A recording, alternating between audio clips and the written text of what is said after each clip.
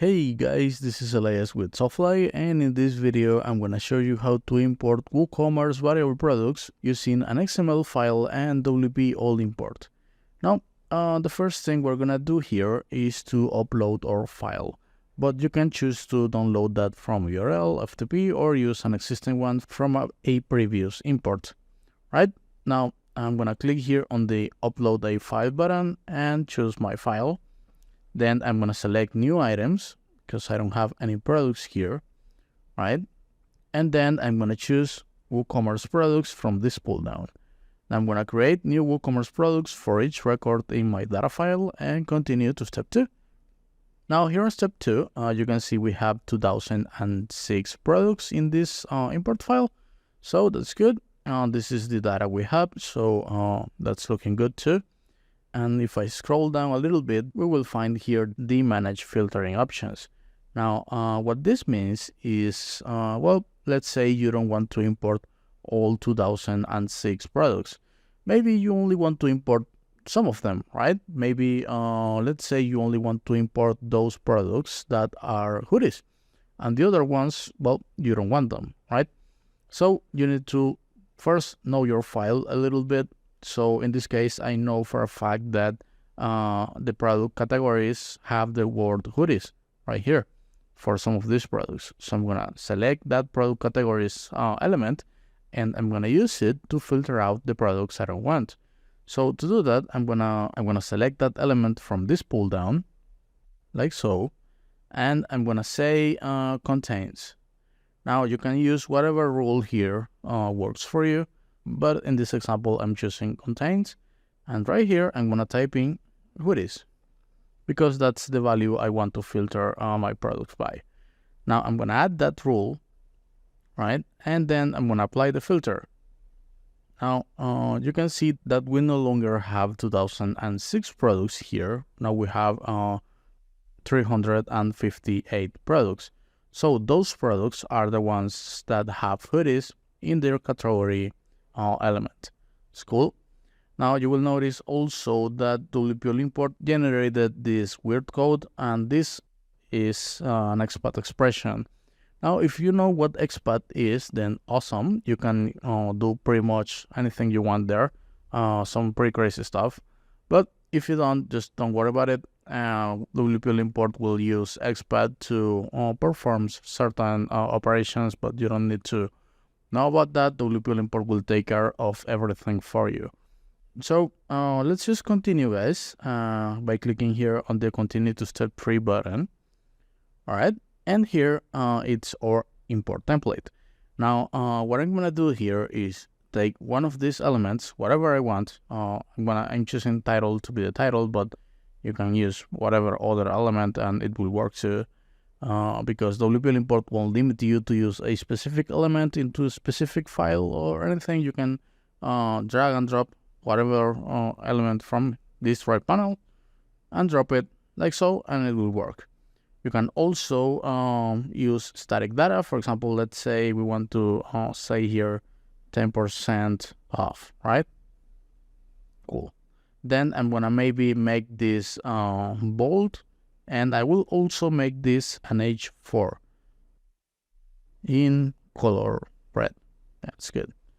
Right? You can do that and then drag and drop an element here and then add another element here, like maybe the SQ, right? Drag and drop that like so. And maybe make this bold too. Why not? Preview, and there we go. It will work too. Right? So you can get pretty crazy here too. It's totally up to you. You can even select this tab here and edit the HTML and add some CSS and whatnot. And that's totally up to you guys, right? So I'm going to continue. I'm going to drag and drop the short description here, right? And then I'm going to jump into the WooCommerce Add-On tab, which is where the magic actually happens for WooCommerce variable products. So the first thing I'm going to do is to select variable products from this pull down, because remember, we're importing variable products. Now when you do that, you will notice that the variations tab shows up, and that's cool because that's the same thing that happens here in WooCommerce when you're creating a new product. So you will notice this is very similar, guys. We have here our title, the description, and the short description. And we have here the same thing, title, description, short description here. And here we have our product data. So if I select variable products from here, the variations tab shows up. And that's the same thing that happens here. This is just so you, I don't know, maybe feel this a little bit familiar and makes it easier for you to just walk through all of this stuff, right? But if you're feeling a little bit lost at any point here, you can always write to our support team at wpollimport.com or check out the other videos in our channel, check out our docs, and you will find the info you need. But if you don't, just contact our support team and we will be more than happy to help you out. Now, moving on. We have here in our general tab, we have the SKU, or regular price, and sell price. So I'm going to drag and drop the SKU, which is here, right, into the SKU box. Then the regular price and the sell price. Now you will notice this is empty, and that's cool because this is a parent product. Now the parent products in WooCommerce don't actually have any prices. Because the prices of each one of these variable products is on the variation itself. Now you will notice this is the second record and this is the third one, and these are variants from the same first product, right? So this is how our file is structured in this example, but yours may be different, right? So yeah, this is like a more general file structure maybe. So yours may be a little bit more complex, and we do have videos on other more complex structures, so you're welcome to check those out in our channel, or again, just write to our support team and we will give you a hand with that, right? So this is just so you know why these elements are empty, right? So here we have the ability to adjust prices, and this is pretty neat because say you want to get a little bit greedy and increase your prices, right? Increase your profit margins or whatever. Well, you can do that in WPL import using the UI just by clicking here on the adjust prices little link. So it will show you this. So if you hover on this question mark, you will know how to do that by percentage. And if you change that here to this $sign, you will be able to do that too using an amount. Now, let's say I want to get, I don't know, 10% greedier, right? I'm gonna mark up these prices by 10%, right? So what I need to do here is to type in 110. Why is that? Because as the tooltip says, the 100% is the baseline. That 100% is what it is right here. So that won't change. If I leave this blank, or if I type in here 100, that's the 100% of this element, which is this element. It's the same, right? But if I want to increase that by 10%, I need to type in here 110. Same if I want to decrease that price by 10%, I need to place here 90, right? So that's very straightforward, guys. Just hover on the question mark and you will know what to do. Now, I don't want to actually increase the sell price, or maybe I do. Yeah, let's do it. Why not, right? So I'm going to preview the prices. And for this record, it won't show up because, like I said, it's a parent product. But for this next one, you can see that this number is higher than the actual price, which is 63. So that's working. So I'm going to dismiss this and continue with my import. Now, these settings, I'm going to leave them as they are. That default values just work for me. But you can change those. You can even use XPath in some of these cases. And again, if you know what XPath is, then awesome. But if you don't, in this case, in this particular scenario where you can choose a value from here or choose to set this with XPath, well, that just means that you can drag and drop some of these elements and use them here. All right, now again, you don't need to know what XPath is or how it works. Just know that when you see an option here, that means that you can drag and drop some stuff there, right? Now, Here on the inventory tab, I'm going to enable the manage stock option, and I'm going to drag and drop this stock element like so. For the low stock threshold, I'm going to choose 2, but you can choose whatever number works for you. And for the stock status, I do have my status here. So I'm going to set this with expat. And when you're importing values with expat, it's very important, guys, to hover on the question mark and know what the accepted values are, right? Because if you don't use the accepted values for expat, the import on that field won't work, right? So in this case, for the stock status, we have in stock, out of stock, and on back order. These are the same values we have here in my import file. So I'm going to drag and drop that like so, and it will work. These values, I'm going to leave them as they are, and I'm going to jump straight into the attributes tab because I don't have any shipping or linked products information in my XML file, right? So here we have 3 attributes mainly. We have brand, color, and size. So I'm going to add 2 new rows, and I'm going to add here the name of my attributes, which is size, color, and brand. All right. Then I'm going to drag and drop those values like so. Size, color, brand. It's cool. Now, guys, I don't actually need any variants for brand because all of the values are just Softly, right? This is the only brand that's present for all of these 358 products. So I don't want to create variations for that, so I'm going to disable this, right? And WP import won't create variations for these attributes. Now that's the same you can find here when you're creating variable products manually in WooCommerce. You can create an attribute and then you can choose to use this for variations or not, or you can choose not to make it visible in the front end. And if you type in here the values, then that will be a custom attribute, which is what you're going to get if you don't create this as a taxonomy, right? So we have here the same features. Now, if you want more flexibility or maybe use that with expat, you have here the advanced tab, right? And here you can have more control over what happens with all of this, right? So since all of this is good, I'm going to jump into the next item, which is the feature that links all variations. Now, this is the same as when you're creating products in WooCommerce and decide to create variations for all possible combination of attributes, right? So this is the same. If I click here, you will notice that the variations tab disappears, all right? And the reason that happens is because here in the variations tab is where we set up the relationship between the elements in our import file. So let's do that. By clicking here on variations, and then we need to read very carefully all of these labels, all of these titles, and decide which option to use to link our variations. Now let's take, for example, this one, and this one says all variations for a particular product have the same title as the parent product. Now WP import gives us maybe an example image just below that, and that image will represent a scenario or a file structure.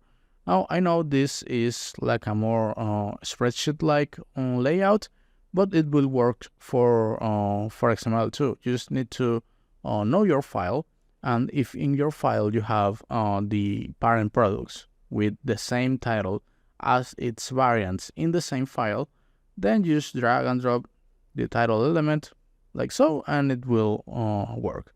Now, in this case, the option that resembles the most to the file structure we're using is this first one, right? Because this one says all my variable products have an SKU OMS or some other unique identifier where each variation is linked to its parent with its parent's SKU or unique identifier. Now, this, I know, sounds a little bit weird or complex or whatever, but that's why we have these example images. So we have here an SKU and a parent SKU. We don't quite have that, but we do have an ID and parent ID. So it's the same, right? Because each one of these IDs is different, but here in the parent ID element, we have a value that's referencing the parent column, right? So in this case, the first element has a 0 as parent, which is standard in WooCommerce. And this one has an ID, right? So if I go here to the next record, you will see this ID is completely different, but this one, it's not 0 anymore, right? This one is referencing the first one, which is the same to say this is the parent and this is the children, right? So that's how it works in this example. So I'm gonna drag and drop the ID right here, and then I'm gonna drag and drop the parent ID right here. So with this, WPL import will understand how is our file structure and how to link our variations together. Now, again, guys, this is for this file structure, but you may have a different one, right? So say, for example, you are importing an XML where your variations are child XML elements, where if you are, just check out this video example and you will know how this option works. And if not, just check out the example images, and again, you will know what to do. But if you're feeling a little bit lost, just contact our support team and we will be more than happy to help you out, right? So all of this is looking good. These settings, I'm gonna leave them as they are. So I'm gonna continue with the images section. Now, here for the images, I can drag and drop this value here, but you will notice if I zoom in here, that all of these URLs are separated with pipes.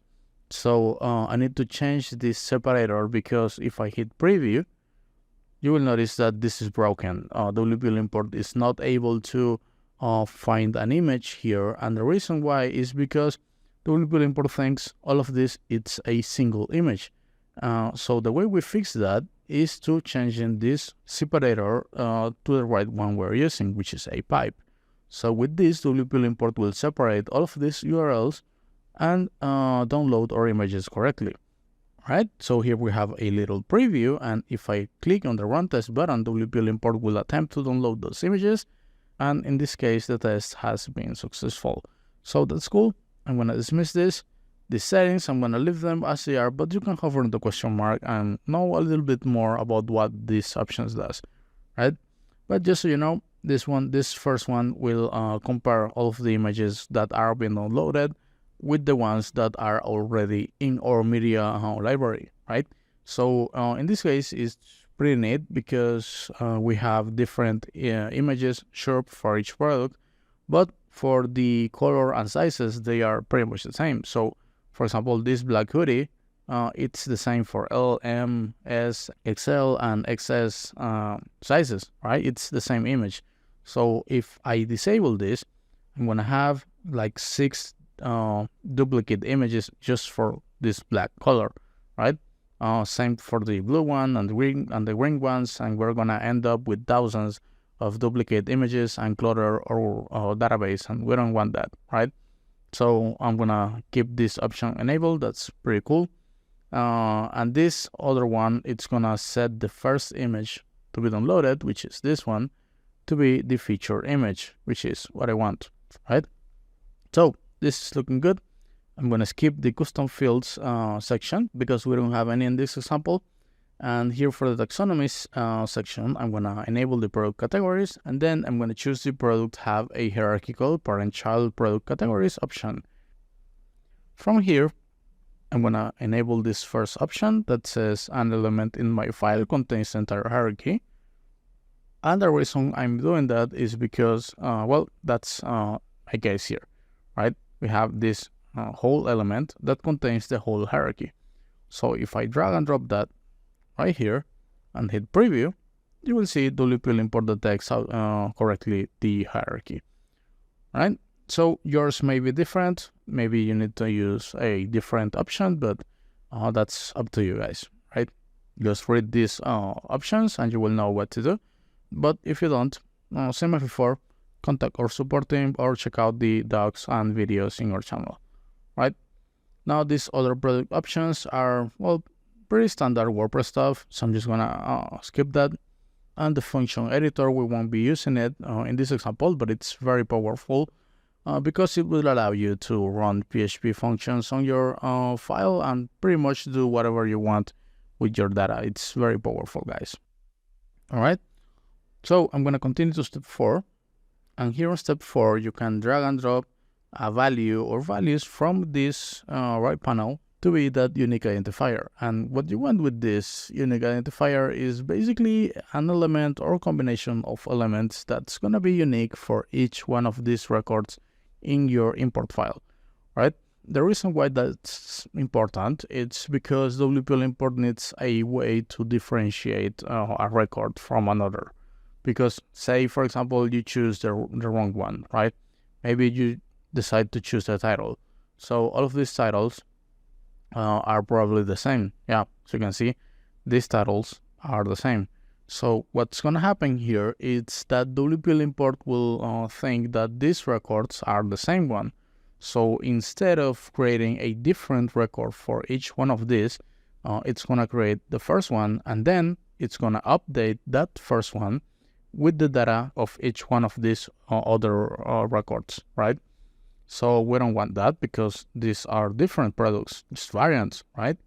So a better unique identifier will be the ID, right? Because the ID it's different for each record. So we can use the ID, or more easily, we can just click on the auto detect button and WPL import will just use the right one for us, right? So in this case, WPL import shows the title, the ID, the SKU, product size, product color, and product brand. Now that's a truly unique combination of values, so we won't be having any troubles there, right? So let's continue. We have here these advanced options, and guys, this is mostly for when you're rerunning these imports, and this will control whether you want to create new products from maybe new records present in this import file, which is rare that happens in this example because I'm uploading this directly from my computer, right? But if, for example, I created these 358 products, right? Which is going to be less. It's going to be like 23 products or something. But say I deleted a couple of them, right? If I disable this when I rerun this import, well, WPL import won't create those 2 products I deleted manually from my site because I disabled this option. But if I don't want to create those again, I can enable that, and that's what's going to happen. Same if you don't want to actually update the data from this import file in your site, because maybe you modified your products, maybe you lower your prices because you figured like, oh, okay, so I wanted to get a little bit greedy and increase my prices by 10%, but no one is buying my stuff now, so I'm gonna decrease the prices, and you manually decrease your prices, right? But if you run this import again with this option enabled, well, WPL import will jack up your prices again, because that's how you set it up in step 3, right? So if you don't want that, well, you can just disable this, and WPL import will create those products that you deleted, but it won't update any of the data. Now you can also choose to update some of the data and leave the rest alone. For example, let's say you only want to import new images, right? Maybe all of the images have changed, right? Well, you can choose to update only the images and left all of the other data untouched, right? So again, that's mostly for when you need to rerun this import. And here we have an option that's very powerful that says remove or modify products that are no longer present in this import file. So this is pretty much self-explanatory, but if you want to know more about this, just click here on this YouTube icon and you will know a little bit more about what that option does, right? So we're not going to do that, but it's pretty cool because you can decide what happens to the products, right? First, you can choose which products to target. You can choose products that were created by this import only, or you can choose all products in your site, right? So once you decide that, you can decide what happens to those products that are missing. So you can send them to trash, or you can convert them to draft, or maybe private or whatever. You can set custom fields into them, or you can put them out of stock, or you can just go ahead and straight up delete those products and the files and images attached to them, right? So again, I'm not gonna do it in this example, but you can do it if you want to. Then we have here the scheduling options, and this is pretty neat because it will allow you to run this import automatically on a schedule.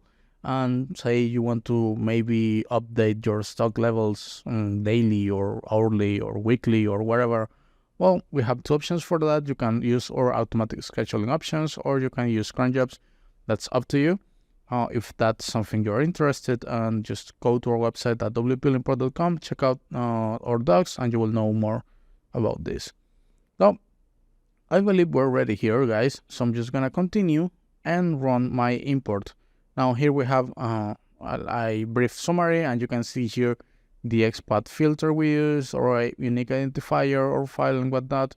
So this is all looking good. So I'm just gonna run the import, and I'm gonna let this go and come back when it's ready, right? All right, so that didn't take too long. Our import is complete, so let's see how our products came in. All right, so we have here a bunch of products. I'm going to take a look from the front end, where we have this beautiful website, and all of the products seem to be here. This is looking real nice. We have our titles, then the categories, the prices, some of the images. So yeah, let's open this one up. All right, so we have our SKU, the categories, the title, prices, short description. Then we have some variations, and you can see that the image changes the color when I select a different one, so that's nice. We have several images here. We have our 10% off, which is kind of not true because we actually increased that, but never mind. This is an example, so not to worry. Oh, then we have also our SKU here, which is the second element we place in the description, so that's it. In the additional information tab, we have the size, color, and the brand, which is not used for variations. So yeah, let's see how this looks in the product page. And here we have the same data. We have our title, the description with the same elements we place. Then we have our images. Here we have some product data. The taxonomies are looking good too. Here we have our attributes, size, color, brand, which is not used for variations. And here in the variations tab, we have the different variation, each one of them with its own SKU, regular price, stock, different images in different colors. So yeah, there you have it, guys. That's how you import WooCommerce variable products using an XML file and WP import. Now, I really hope you enjoyed this video, guys, and if you want to know more about how to import or export other WooCommerce data like products, orders, reviews, or maybe if you're using some more advanced stuff, like maybe you're wanting to import or export metabox, custom fields, maybe jet engine or ACF fields, you can do that too with WP import and WP export. So be sure to check out the other videos on our channel and our website at wplimport.com. See you next time.